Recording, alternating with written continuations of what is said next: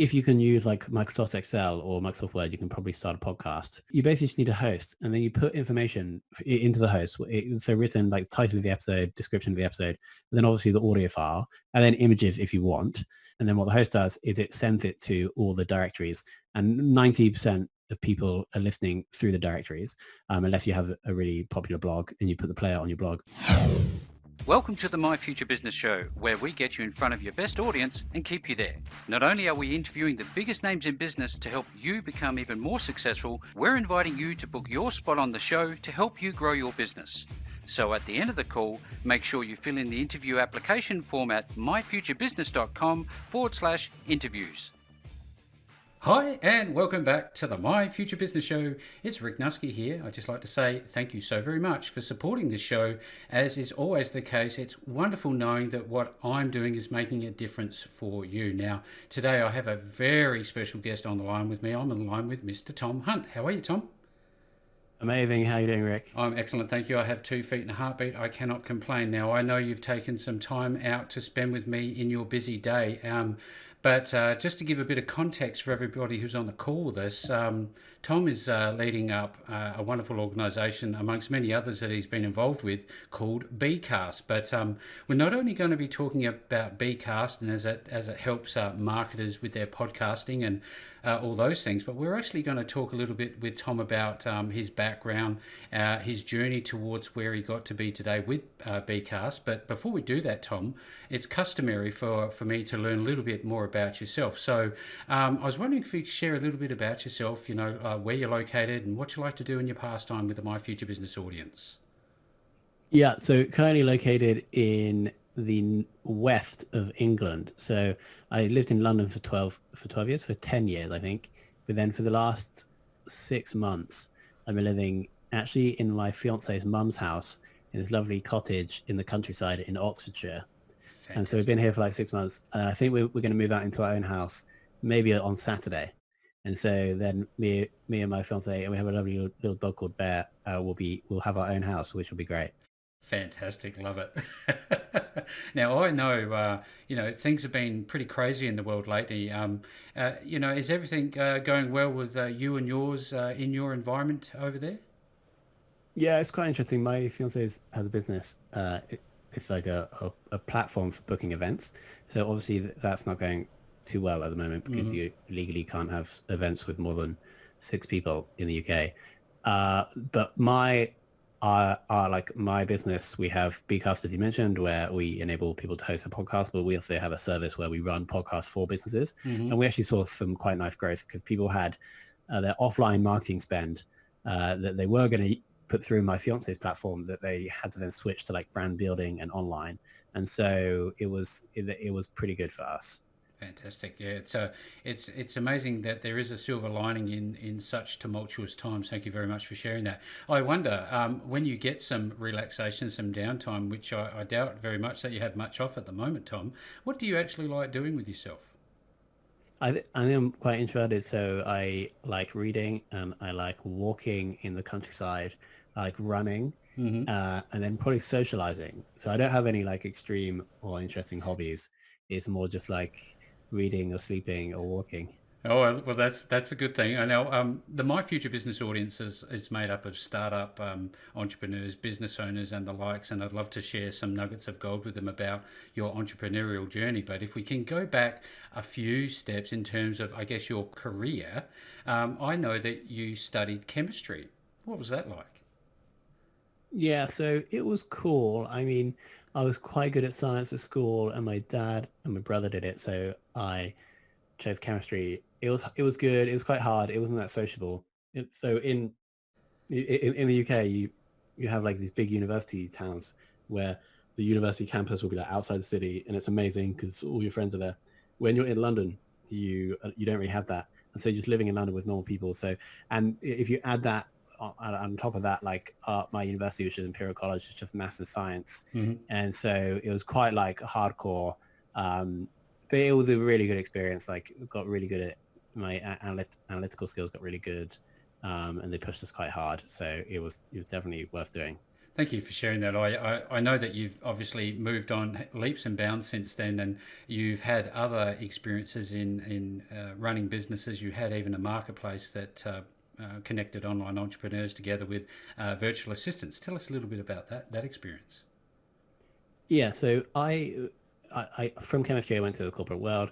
When I was in the corporate world, I didn't really like it. I didn't really feel like I belonged. So I in 2014 I set myself the goal of replacing my salary with a business that I built on the internet. And Hmm. so I actually ended up building. I was working in outsourcing in the corporate world, so I built a team in the Philippines that would I basically sell those people to startups in London if I double their salary, and and then they would do work for them, like admin or marketing work. And so I built that, replaced the salary, left the corporate world at the end of that year, and then was basically traveling the world running that business. Hmm. I realized that that business wasn't going to scale very well because I was involved with every client. And so I decided to transition that into a marketplace. And so I started building Virtual Valley, which was basically Upwork, but for Filipino virtual assistants. And we launched that. It was an incredible experience. Started growing it. And then I think I dropped out too early and I sold it to a company in the US, not for very much. Hmm. Because I was like stressed, I was overworked. It was bootstrapped. I was trying to fund it myself and it was growing, but I thought these things grew like to like 10K months in like 6 months, but actually it probably wouldn't take in like 18 months, and I was funding it. So, I didn't have a technical co-founder, so I was paying developers to build it. So I think in hindsight, if I knew what I knew now and I was doing that, I would have Hmm. just stayed doing that for like 5 years, and now hopefully it would have been a big business, but I didn't. I dropped out, and then so that's what happened. Well, one door closes and another one opens, I'm sure. I sit here and I think to myself, you've gone from a corporate existence to becoming an entrepreneur, business owner, startup business owner yourself. What did you need to do in terms of mindset? Did you have to shift the way you thought about things? Yeah, I think I basically discovered like self-help, I think, like 2013. And so I started learning about I think I actually did a TEDx talk in on failure and in 2014, I think. And so that was the core like mindset shift is that you can still like, it doesn't really matter if you don't like you should prioritize the learning, not the positive or negative outcome. And if Hmm. you prioritize the learning, then ultimately over time you'll get more positive outcomes. And so that was a big shift. And I knew that I was like inexperienced and that I was probably gonna mess a lot of stuff up, which I have done. But then I also knew that I was like 25 at the time. I didn't have any kids or dogs or girlfriends, Things so I could change. yeah, yeah, things changed, but I had a very high risk profile, and so I could invest my time into things that may not work in the short term. But if you extend the time horizon to like 15 years, probably you're going to improve, and then probably you'll do something right.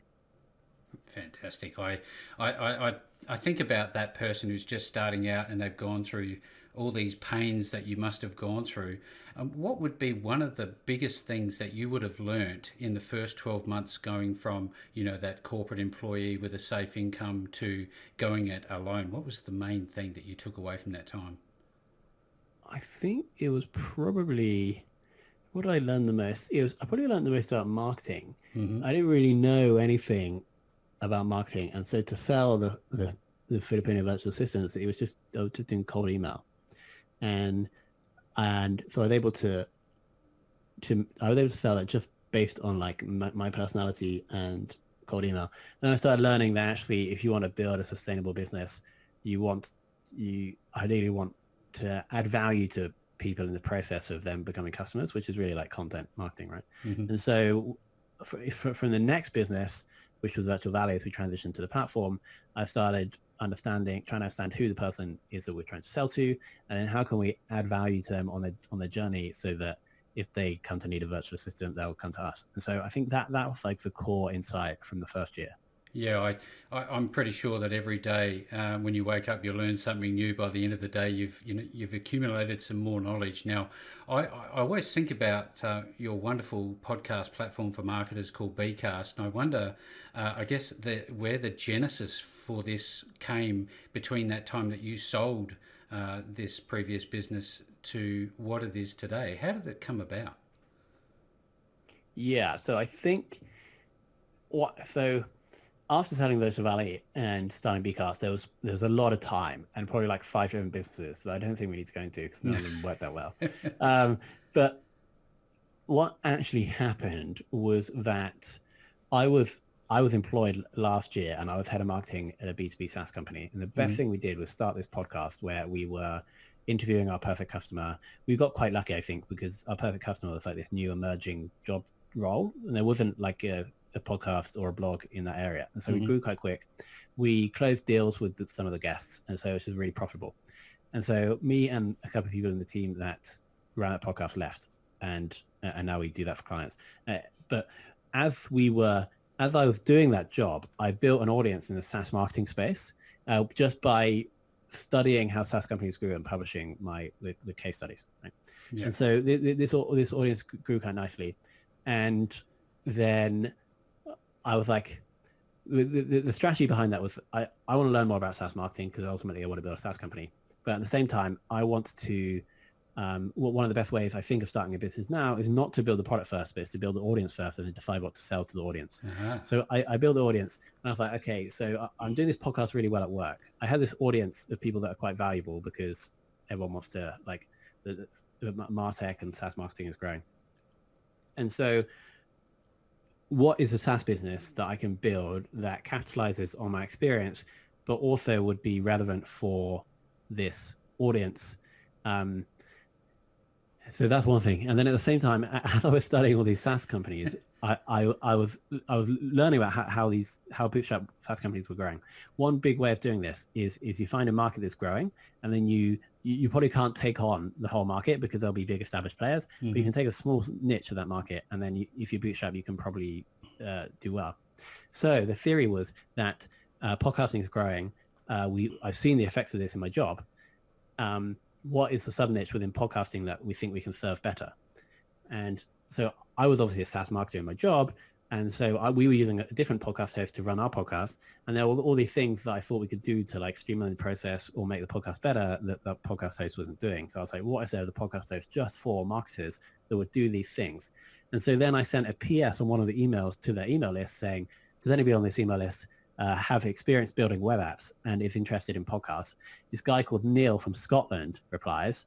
And then a month later, we signed an agreement and we're working together on bCast. And that was like September 12 months ago. Yeah, I was going to say. Yeah, it's only been since, 2019?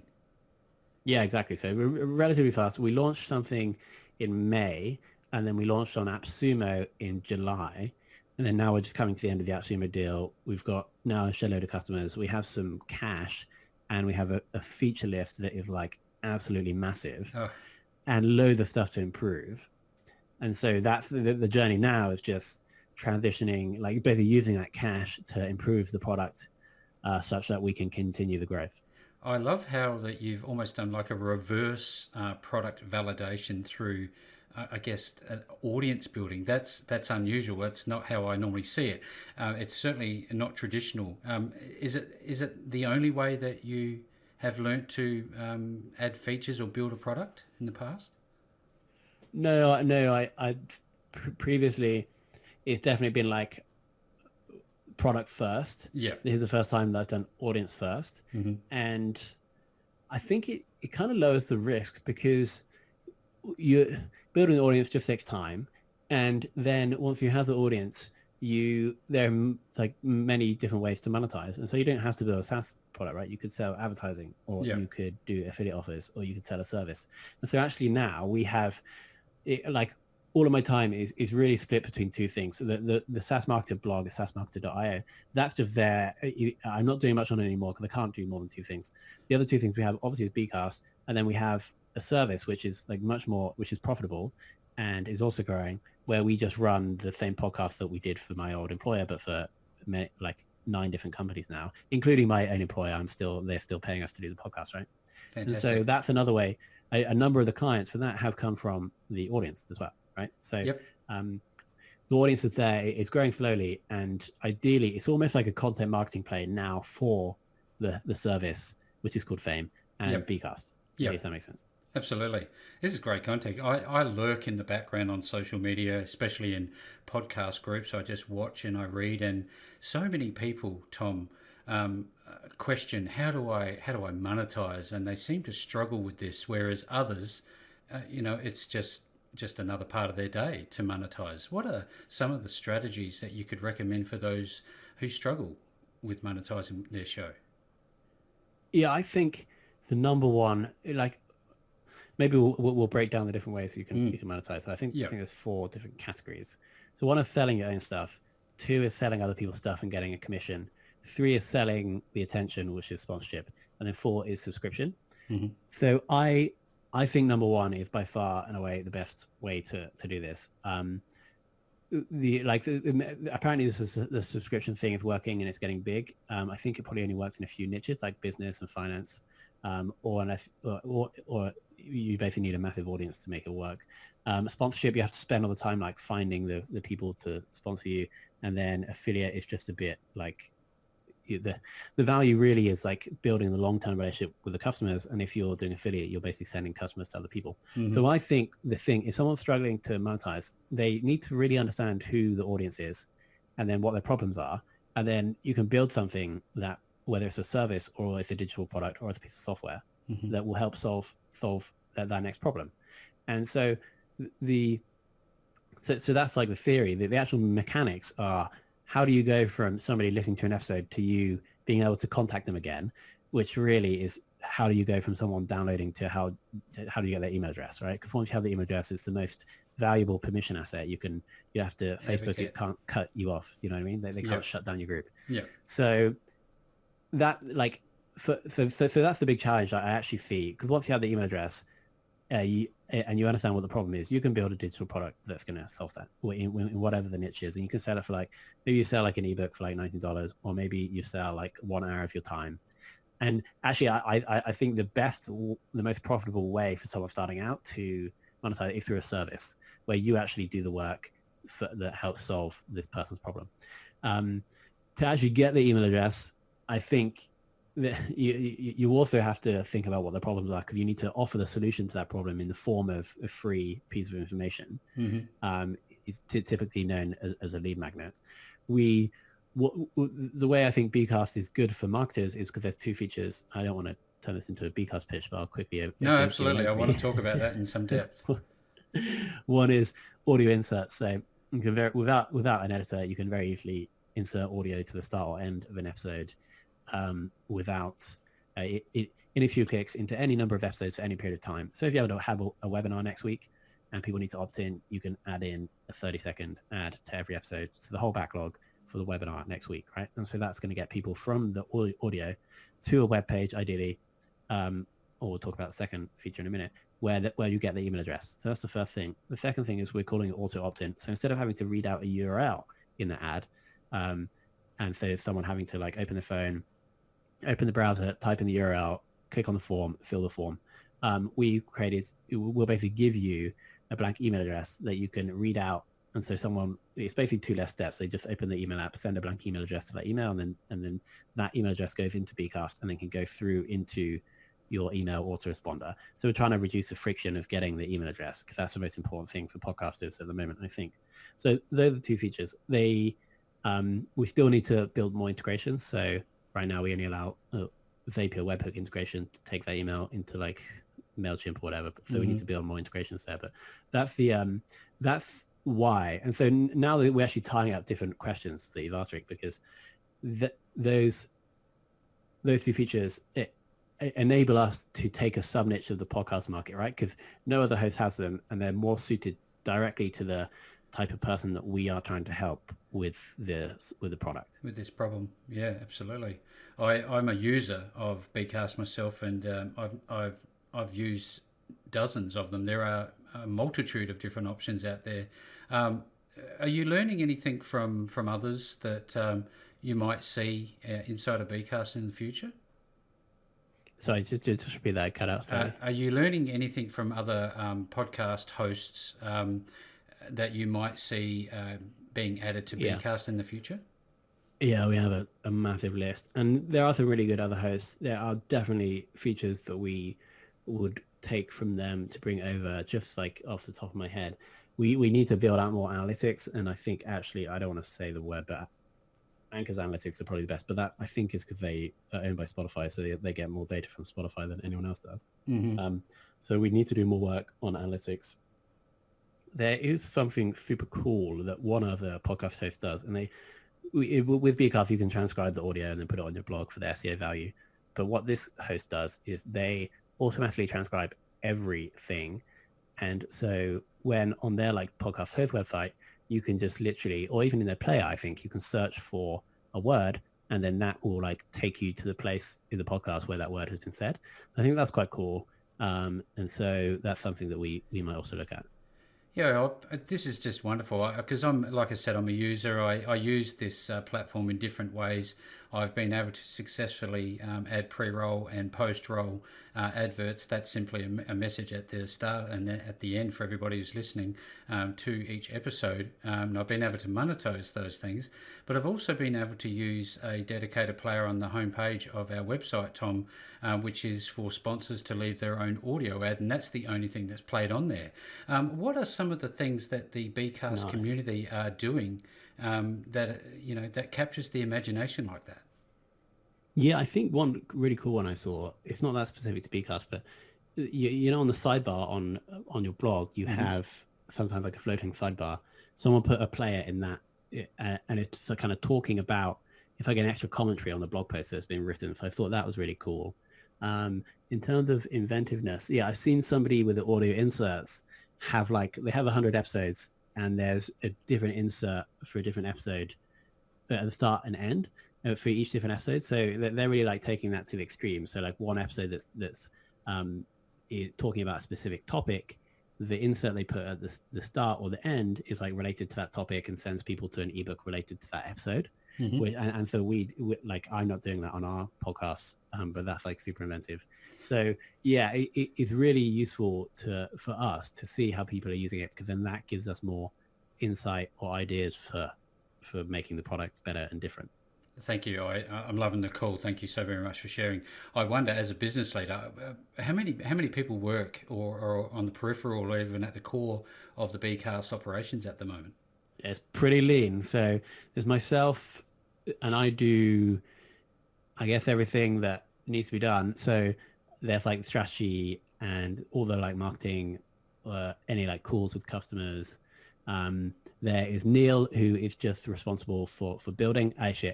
So I'm like on the product side, so understanding what these people want and then working with Neil to build it. Neil's basically built everything.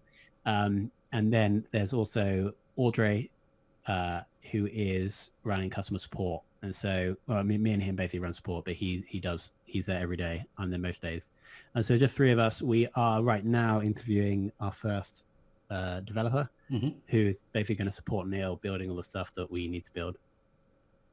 This is a platform where people can obviously start podcasting, but oftentimes I speak with people, especially now with everything going on in the world as it is, that they want to start their own podcast, but they have absolutely no idea how to get started. They're often trumped by this whole fear of technology being greater than their own ability to start it up. How easy is it for somebody to start a podcast? Yeah, I think podcasting is still relatively hard for people to understand, but I think if you can use like Microsoft Excel or Microsoft Word, you can probably start a podcast. You basically just need a host, and then you put information into the host. So written like title of the episode, description of the episode, and then obviously the audio file, and then images if you want. And so you just put that in the host, and then what the host does is it sends it to all the directories, and 90% of people are listening through the directories, unless you have a really popular blog and you put the player on your blog. And so that's basically all you need to do is like put information into the host sends it to the directories. Now, most hosts or bCast will automatically send to a number of directories. Some you might have to do yourself. But that's basically it. It's like putting information into the host, and then the host will send it out for you. Technically, that's what needs to be done. It's pretty simple on the surface. It's one of those things where you learn it once, Tom, and then it becomes like riding a bike, doesn't it? Yeah, exactly. I'm looking at all of the resources that you have available, and I think we're getting to that point in the call, Tom, where maybe if we could share how people are going to find you and all of the resources that you would point them to learn more about yourself as well as bCast. Yeah, I think there are three domains. First, if you want to see how we've built an audience, the domain is saasmarketing.io. And so that's just creating content so we can build the audience and then work out how else we can help the audience. The bCast is also bcast.fm. And then if you are a business and you want to get into podcasting, then we have a service that does that for you. That's called fame.so is the website for that. Fantastic, Tom. Thank you so very much. Now, for everybody who is listening, if you're keen to become a podcaster, use it to build a better business, grow your audience, build your reputation, whatever your reasons are to do that. I know full well as a user of bCast that this is an up-and-coming winner in the podcast space.